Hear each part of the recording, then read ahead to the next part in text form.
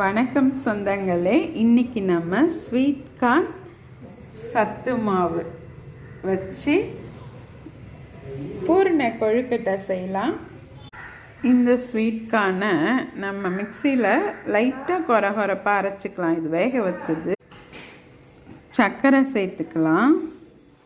தேங்காய், sweet corn, சர்க்கரை, உப்பு எல்லாம் சேர்ந்து நம்ம கிளறி எடுத்துக்கலாம்.